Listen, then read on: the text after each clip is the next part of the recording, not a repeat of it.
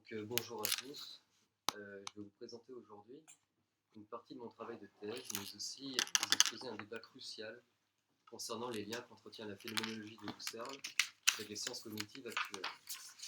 Débutons dès lors par une brève explicitation de ce qu'est la phénoménologie et de la description qu'en donne Husserl. La phénoménologie est un terme employé très tôt par Lambert dans le Nouvel Organon et désigne la science de ce qui apparaît, du mode d'apparaissance des objets de connaissance. De cette façon, tel que le note Paul Ricoeur, si l'on s'en tient à l'étymologie, quiconque traite de la manière d'apparaître de quoi que ce soit, quiconque par conséquent décrit des apparences ou des apparitions, fait de la phénoménologie. Néanmoins, la phénoménologie n'est pas un terme générique pour définir une sorte de phénoménisme. Sa réélaboration dans le corpus husserlien marque une différence fondamentale entre l'entreprise de Lambert, de Kant, de Fichte et celle pratiquée aujourd'hui par Husserl et les disciples de Husserl.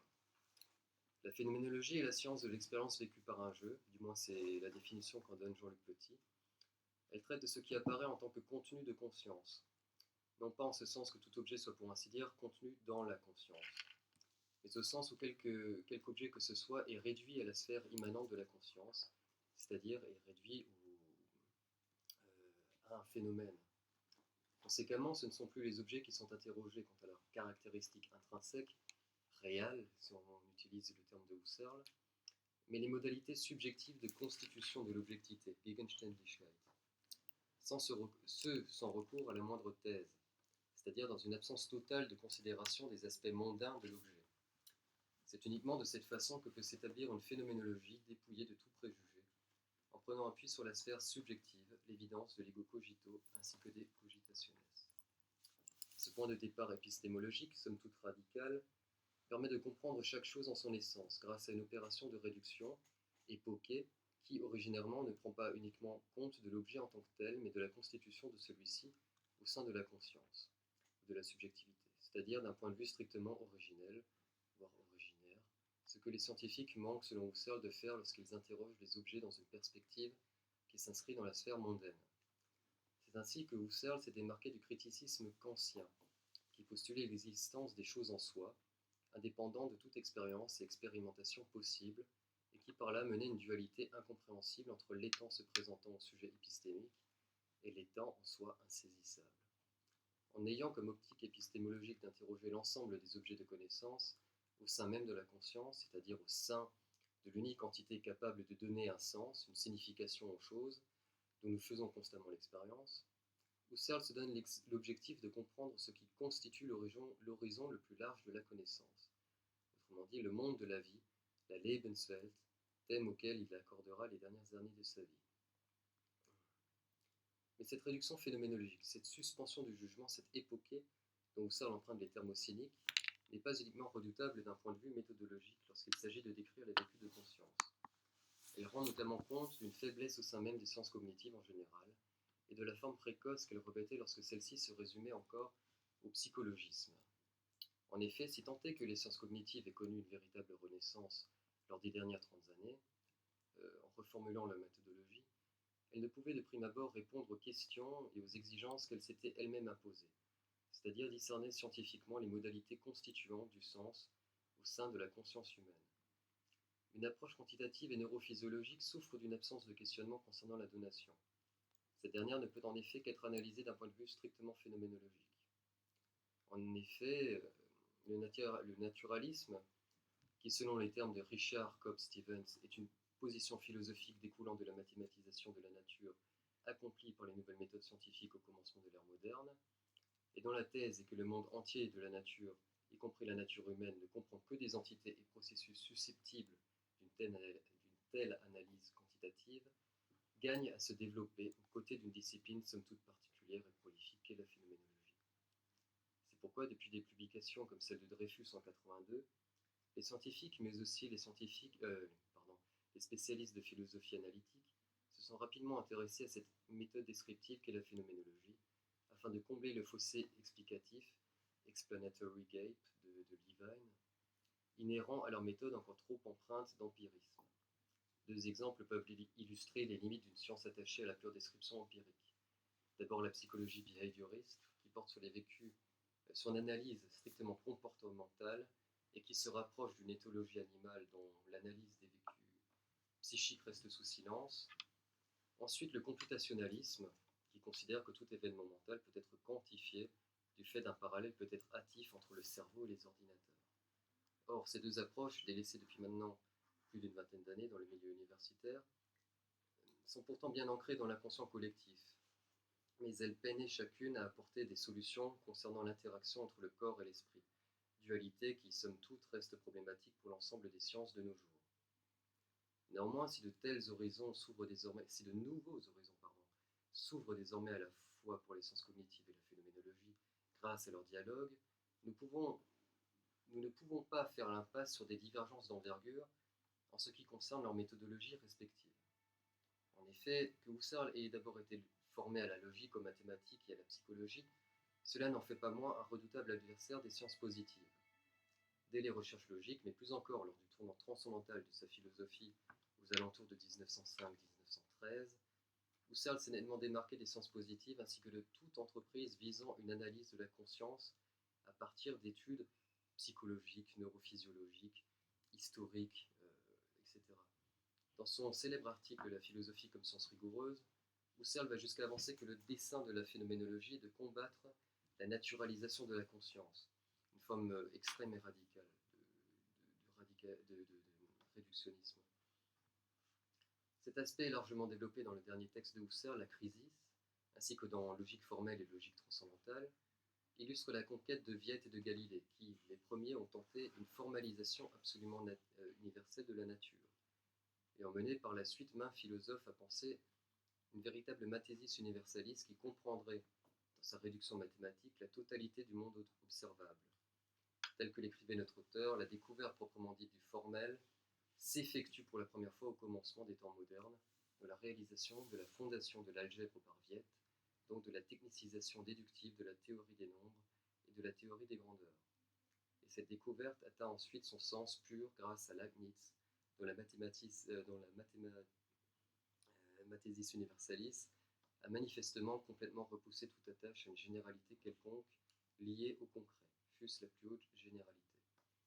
Je vous renvoie donc à l'exposé de Julien. Néanmoins, si nous pouvons comprendre de manière tout à fait anachronique le rejet constant de la naturalisation au début du XXe siècle, du moins dans le corpus husserlien, pouvons-nous désormais proposer une véritable phénoménologie naturalisée qui, en plus de prendre appui sur la sphère immanente pure, prendrait notamment en compte les avancées des sciences cognitives dans leurs aspects les plus physiques. Se peut-il qu'un naturalisme phénoménologique puisse surgir d'une telle réinterprétation de la phénoménologie? Et là, je vais assez loin avec le naturalisme phénoménologique. Nous proposons aujourd'hui non de donner une réponse nette et tranchée à ce propos, mais de discerner les bénéfices que nous offre le dialogue entre ces deux disciplines, afin de combler les fossés explicatifs qui leur sont propres. Nous préciserons ainsi que Husserl ne s'est pas limité à réfuter le naturalisme dans sa forme la plus large, mais s'est lui-même adonné à des analyses qui ont donné lieu à une vaste reprise durant les 30 dernières années. Reprise qui entend mettre en lumière l'inscription corporelle du sujet pensant et qui a su souligner la parenté entre Husserl et la neurophysiologie, mais pas uniquement. Nous aurons ainsi l'occasion de mesurer l'ampleur du patrimoine qu'il a légué à un pan entier des sciences cognitives, ou sciences dures tout simplement, qu'il soit question des mathématiques quant à la description des vécus, ou de l'analyse de certaines neurodégénérescences, comme Jean-Luc Petit peut le faire aujourd'hui en traitant de la question d'Alzheimer, de la bradykinésie, de la kinésie, etc. Pour répondre à notre interrogation, notons que les sciences de la subjectivité ont connu une véritable crise durant le siècle dernier. Celle-ci a conduit à une pluralité d'approches tout autant contradictoires que stériles. La philosophie analytique de l'esprit venait de naître avec Frege. Elle n'avait plus l'ambition métaphysique de répondre aux questions d'antan, mais proposait une logique formelle dont la seule fin était de répondre aux exigences rationnelles scientifiques, c'est-à-dire d'écrire ce en quoi la pensée se méprend dans l'usage de la langue. Le psychologisme était pour sa part à son apogée. La conscience était ainsi interrogée sur le fondement d'une analyse strictement neurophysiologique. Les fidèles de Lichtenberg et de Nietzsche ont quant à eux signalé que l'être et l'évidence de l'ego cogito naissent d'une mésinterprétation langagière, et ont par conséquent laissé en suspens la question de l'être et de la conscience. Toutes ces philosophies, aussi éloquentes soient-elles, ont perpétré une césure au sein de la philosophie qui ne pouvait être dépassé qu'à partir du moment où une fondation absolue fut découverte, c'est-à-dire l'ego cogito, revu, revisité par Husserl. C'est précisément cette tâche que s'est proposé de réaliser Husserl lorsque, dans la seconde partie de son œuvre, il développa une égologie pure qui devait répondre aux besoins épistémologiques d'un point archimédique. Ce dernier prend ainsi la forme de l'ego pur. En revenant de la sorte à l'évidence cartésienne, tout en la dépassant, Husserl entend unifier les domaines de la science et de la philosophie, c'est-à-dire les sciences de l'esprit et les sciences de la nature. La philosophie, telle qu'il écrit, doit devenir, citation, une science à fondement absolu. Or, il n'est d'autre évidence que celle du jeu qui se dit et des cogitationes qui lui sont propres. Il est d'ailleurs remarquable qu'avant le premier volume des Idéennes, en 1907, il attribuait d'ailleurs ce point archimédique à l'unité des cogitationes. On peut encore retrouver ça jusque ses leçons sur la chose. C'est de cette façon qu'il entend fonder la phénoménologie comme philosophie première en tant que point de départ pour toute entreprise philosophique et scientifique, mais aussi comme totalité des savoirs absolus rationnels, métaphysiques et philosophiques. Il n'est donc plus question pour Husserl de logique formelle, mais de logique pure, dans un premier temps, qui traite de l'origine phénoménologique de toute connaissance, de l'évidence intellectuelle allant à l'essence des concepts. Un tel projet prendra notamment plus tard la forme d'une ontologie formelle, dont l'enjeu est de dénoncer l'erreur des logiciens traditionnels, c'est-à-dire la mécompréhension du lien subjectif en jeu lors de toute analyse d'un objet mondain. Citation. À l'égard des mathématiques, les logiciens ne se rendaient pas compte que se trouvaient là présentes des difficultés en fait complètement parallèles à celles de la logique.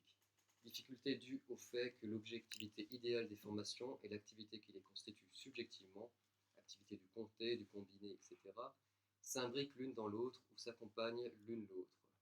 Cette méconnaissance des difficultés provenait de ce qu'on n'était à proprement parler jamais arrivé à une exploration philosophique sérieuse de l'origine des concepts fondamentaux de la mathématique formelle constituée subjectivement. Cette même erreur donne lieu à toute forme de réductionnisme naturaliste, tantôt quant à la réduction neurophysiologique, tantôt quant à la réduction quantificatrice que l'on retrouve en sciences sociales ou en physique. La sphère subjective est la grande absente dans toutes ces méthodologies, quoique nous pourrions avancer que la physique quantique pose dorénavant un véritable problème, eu égard à l'observation et à la mesure des ondes, et engage de ce fait le scientifique à s'interroger sur le rôle de sa propre subjectivité dans l'élaboration d'une théorie permettant de passer outre l'obstacle de la décohérence quantique. Il ne s'agit donc pas pour Husserl de répondre à une telle problématique, mais de signifier l'importance de la sphère immanente pour la constitution de tout objet au sein du monde, et de viser non l'objet en tant que tel, mais l'objet immanentisé, c'est-à-dire le phénomène, afin de n'obtenir une vision d'essence, Wesensschau. Déterminer la source de toute connaissance à partir de la conscience pure, individuelle, et à partir de l'interaction entre les différents sujets pensants qui assurent l'objectivité du savoir. Mais il y a notamment le rôle du corps propre, le live, qui, ne se réduisant pas au corps matériel, le Körper, rend compte de l'expérience kinesthésique de l'ego. Il est ainsi remarquable que toute expérience, une fois de plus, ne puisse se résumer à une expérimentation protocolaire selon Husserl, mais s'inscrit dans une démarche corporelle qui comprend le sujet épistémologique, lors même qu'il effectue son travail. Citation, assez longue et assez compliquée. C'est le corps propre qui est le moyen de toute perception. Il est l'organe de la perception, il est nécessairement en cause dans toute perception, avec la localisation des séries kinesthésiques dans le membre concerné doué de mobilité, et donner le fait que, lors de toute perception et de toute ostension perceptive, c'est-à-dire l'expérience, le corps propre est en cause en tant qu'organe d'essence, et totalité des organes d'essence, librement mu, et qu'ainsi, à partir de ce fondement originaire, tout réel chosique, c'est-à-dire une chose, tout simplement, dans le monde, donc tout réel chosique, il faut que je retrouve du monde environnant de l'ego à son rapport au corps propre. Il est également manifeste qu'avec ce rapport de l'ego au corps propre, ne fait qu'un la caractéristique selon laquelle le corps devient le support des points zéro de l'orientation, du ici et maintenant, à partir duquel l'ego pur a l'intention de l'espace et du monde sensible, C'est-à-dire que l'ego, c'est vraiment le nullpunkt, le point zéro, à partir duquel s'oriente le sujet. C'est ainsi que toute chose qui apparaît à eo ipso a un rapport d'orientation au corps, et non seulement la chose qui apparaît effectivement, mais aussi toute chose qui doit pouvoir apparaître. En ce sens, lorsque Husserl inscrit le sujet pensant dans le monde et la connaissance au sein du sujet pensant, il effectue pour ainsi dire ce qui manquait encore au projet de mathésis universaliste développé dès Leibniz. Il ajuste la précision sur la justesse. Rappelons à ce sujet que, citation, la justesse concerne la manière dont des nombres ou des grandeurs géométriques correspondent à une partie du monde et suppose qu'un modèle mathématique puisse être ancré dans la mesure. La justesse, quant à elle, serait alors celle qui correspond au point zéro qu'est le corps propre et au sein duquel réside l'ego. Tandis que, citation, la précision concerne la clarté, la distinction et l'intelligibilité des concepts, et par elle-même ne dit rien sur la correspondance ou non de ces notions avec le monde. Husserl entend de cette façon incarner la connaissance au sein du sujet pensant, qui est la seule source de connaissance absolue. Seule cette interrogation phénoménologique permet de discerner l'origine de tout savoir. La science doit par conséquent avoir comme point de départ une épistémologie phénoménologique, de sorte que nul postulat d'ordre toxique ne perturbe l'élaboration d'une science exacte. Il fait la même critique à la psychologie, il dit que la psychologie, telle qu'elle est développée, du moins à son époque, n'est pas encore une véritable science. Il faut qu'elle pratique la réduction phénoménologique. La phénoménologie, donc, pourrait être le remède à une science de la subjectivité éparse, qui entend le plus souvent rejeter toute philosophie première et appliquer la méthode positivo-empirique des sciences à la philosophie, telle que l'entendait par exemple Quine, qui disait d'ailleurs que c'est au sein de la science elle-même, et non pas par quelque sorte de philosophie première, que la réalité doit être identifiée et décrite. Mais ce qu'il oublie de prendre en compte, ce n'est ni plus ni moins que la source même de la connaissance, la sphère immanente de la subjectivité, pour reprendre le lexique husserlien. C'est uniquement de cette façon que nous sommes en droit d'énoncer quelque vérité que ce soit, qu'il s'agisse de vérité sur les formes mathématiques, sur l'a priori, mais aussi sur les vécus de conscience en un sens large. Sans cela, les études neurobiologiques de la conscience ou de l'expérience en général ne font qu'éluder un problème conséquent, déterminer l'effet que cela fait, pour reprendre les termes de Thomas Nagel, c'est-à-dire la sphère de la phénoménalité. Sur ce point, Michel Bidbol, chercheur ici d'ailleurs, résume brillamment le cercle vicieux dans lequel s'enferment les études de type éliminativiste. Citation, ce qu'on peut seulement prévoir sur la base d'une configuration neurophysiologique, comme sur la base d'une configuration cinétique, c'est un phénomène, et non pas le fait plénier de la phénoménalité. On prévoit, tant bien que mal, la structure d'un état mental ou la teneur d'un rapport verbal d'expérience, mais pas ce que ça fait d'être dans un tel état mental, ni qu'il y a une expérience à rapporter. Aussi, la phénoménologie, non éloignée des problématiques concernant la pratique scientifique, rend compte de ces dimensions supplémentaires, mais non moins originelles, que les sciences positives peinaient à développer il y a peu encore. Interrogeant les essences et non les faits, la phénoménologie révèle et se fonde sur une universalité inconditionnelle qui, suite à la réduction, promet de mettre en lumière les formes universelles de la conscience des choses, tout comme la mathématique et la physique dévoilent les règles fondamentales et a priori immuables de l'univers. Husserl affirme sur ce point que les vérités phénoménologiques parlent donc des vécus exactement comme les vérités mathématiques parlent des corps physiques, les vérités arithmétiques des nombres, les vérités phoronomiques des mouvements. Quand donc le phénoménologue dit « il y a des vécus », il y a des états de l'âme comme les perceptions, les souvenirs et autres choses semblables, son « il y a » escaped veut dire non plus ni plus ni moins ce que veut dire le « il y a » mathématique. Par exemple, il y a une suite de nombres, il y a des nombres premiers relatifs, il n'y a pas de décadre régulier. De part en part, cet « il y a » est fondé non par l'expérience, mais par la vision de l'essence, encore une fois le Wesensschau. Néanmoins, si tant est que la phénoménologie puisse être érigée en philosophie première, quel peut être son champ d'application en ce qui concerne son lien avec les sciences cognitives? Peut-il notamment y avoir une véritable phénoménologie naturalisée qui puisse allier les avancées des sciences cognitives avec une recherche fondamentalement eidétique? Si les méthodes divergent, il n'en reste pas moins que Husserl a maintes fois souligné les parallèles possibles entre la méthode phénoménologique et l'attitude scientifique. Toutefois, deux écoles s'affrontent sur ce terrain. Les uns rétorquent que toute tentative de naturalisation serait une mécompréhension et une trahison de l'entreprise husserlienne, parce que Husserl rejetait la naturalisation, enfin toutes sortes de naturalisation. Les autres avancent en revanche que la phénoménologie gagne à être développée au sein d'une analyse plus large qui comprend l'inscription corporelle du sujet au sein du monde. On a pu voir ça avec Varela, mais je vais en parler plus tard. N'en est-il point ainsi au sein même du corpus husserlien? C'est-à-dire, Husserl n'a-t-il pas déjà produit une certaine proto-naturalisation? Une telle méthode serait pour ainsi dire une régression contre-transcendantale, pour reprendre Jean-Luc Petit, vers les profondeurs du toujours moins de sens, et nous permettrait de la sorte d'obtenir un horizon d'interrogation plus large comprenant les constituants neurophysiologiques de la subjectivité et donc du sens. Dirigeons-nous ainsi sur ce point. Dans l'optique de naturalisation de la phénoménologie, nous ne pouvons passer sous silence l'avancée magistrale qu'a effectuée Francisco Varela et ses confrères en publiant The Embodied Mind, en français l'inscription corporelle de l'esprit. Ce fut l'avènement d'une nouvelle ère pour la phénoménologie, et pour cause, il fut l'un des premiers à tenter d'élucider le mystère de la subjectivité grâce à une approche croisée entre phénoménologie, sciences cognitives et bouddhisme.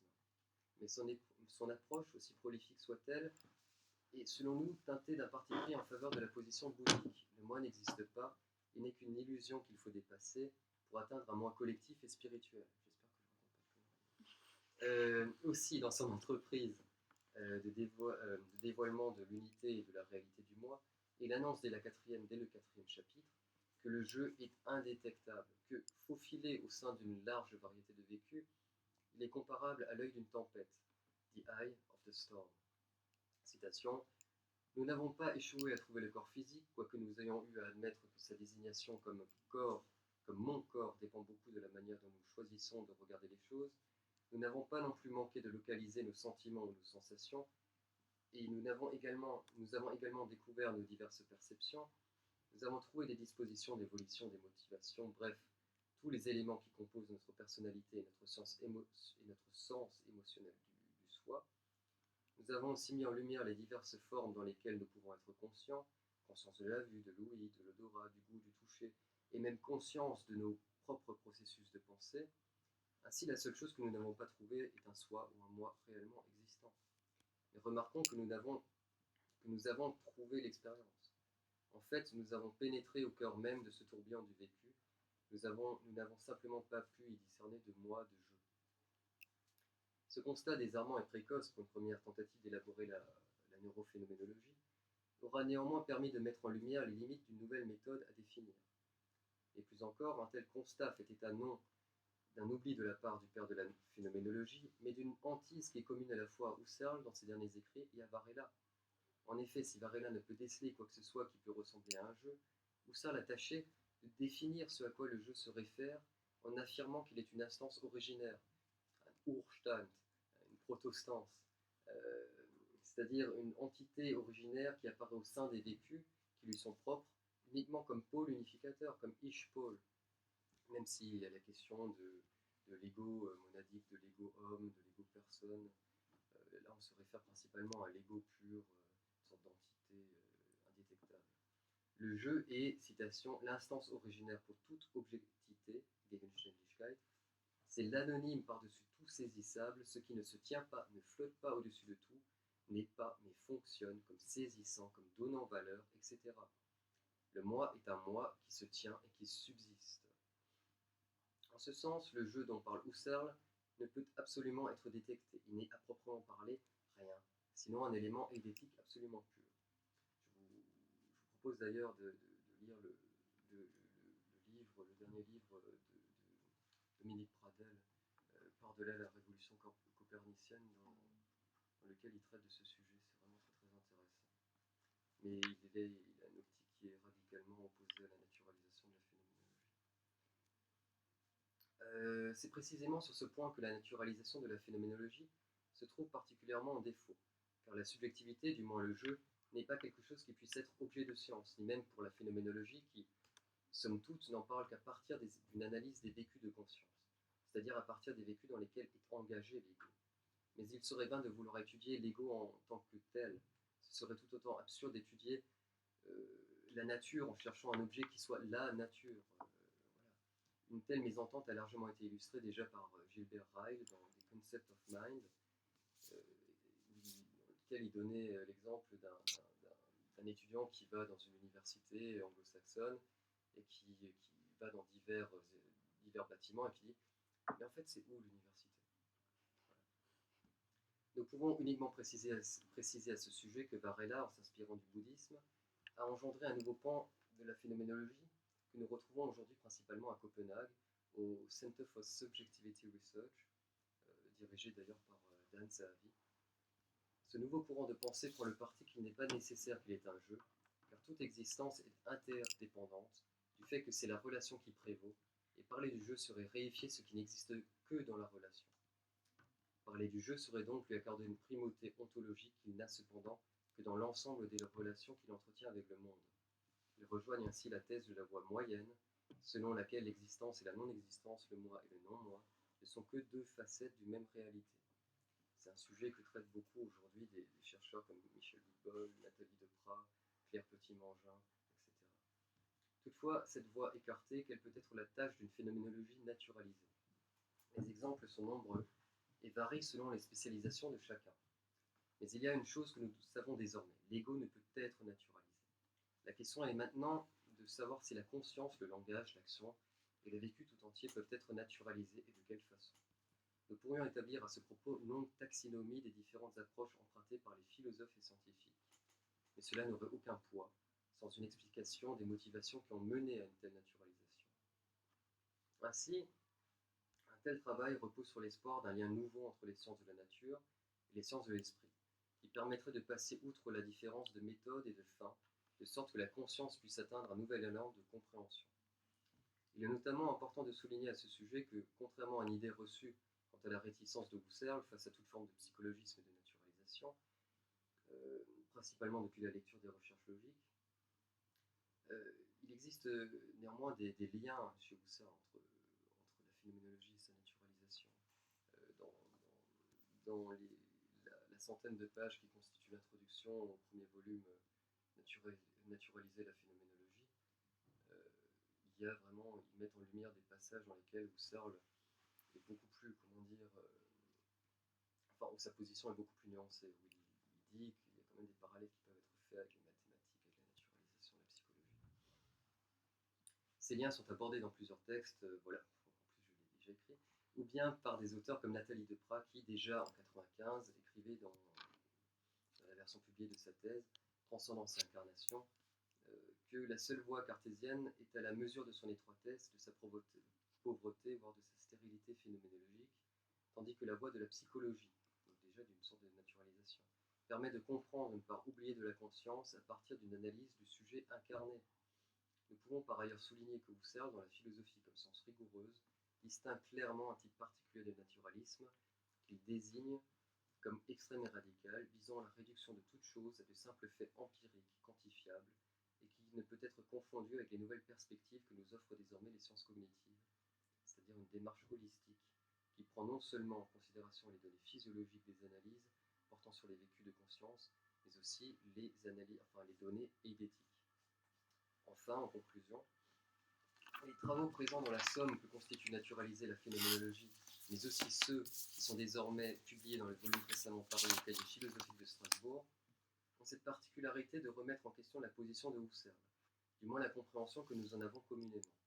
Ainsi, des philosophes comme Jean-Luc Petit, pionnier dans cette matière avec Alain Berthoz, qui est au Collège de France, ont su faire le parallèle avec la pensée husserlienne et les nouvelles recherches relatives à l'agentivité, la temporalité, l'empathie et la perception. Nathalie Deprat, de son côté, défend l'idée d'une cardio-phénoménologie qui prend en compte non seulement une étude des inédits de Husserl, eux-mêmes apparaître sous peu, mais aussi des recherches effectuées au sein de l'ENS avec le concours de psychiatres, de philosophes, pour illustrer les mécanismes neuro, c'est-à-dire le système nerveux, sous-tendant tout vécu émotionnel dans une démarche holistique globale.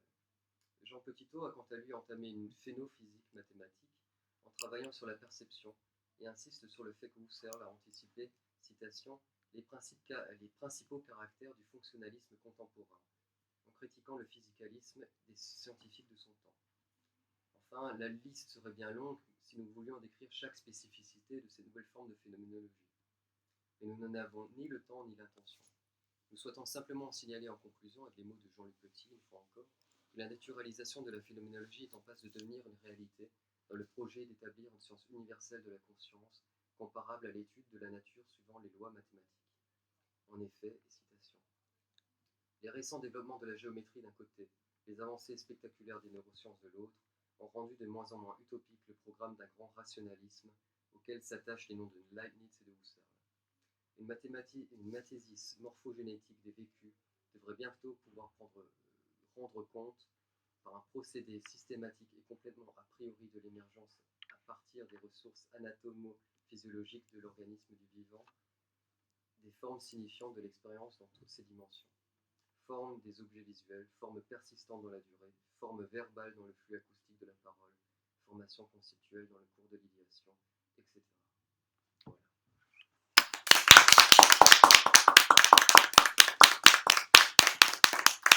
C'est l'heure. Vous avez quelqu'un des questions? J'espère que c'était compréhensible. C'était très compréhensible. Okay. Ah oui, et si vous ne le savez pas, il y a beaucoup de références, donc si ça vous intéresse, je peux vous envoyer la version avec les citations exactes, etc. Voilà, donc si vous voulez, donnez-moi votre adresse.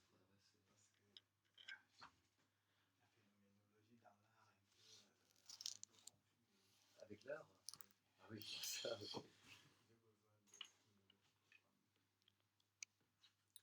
Oui, moi j'aimerais aussi là-dessus. Si tu as quelque chose, la phénoménologie et l'art. La phénoménologie et l'art. Tu n'en as pas parlé, il me semble, non? Pas tellement. La phénoménologie et l'art, écoute, j'ai fait mon mémoire là-dessus. Ah bon? Ouais. Sur la conscience, la Bilbebossin et la conscience d'image, la fantaisie aussi principalement. Si vous avez l'envie d'étudier ça, moi je vous conseille vraiment de trouver un livre, je sais plus, L'imagination chez Husserl, je crois que c'est de quelqu'un qui s'appelle Sarajevo, et il y a encore un autre bouquin que j'ai adoré,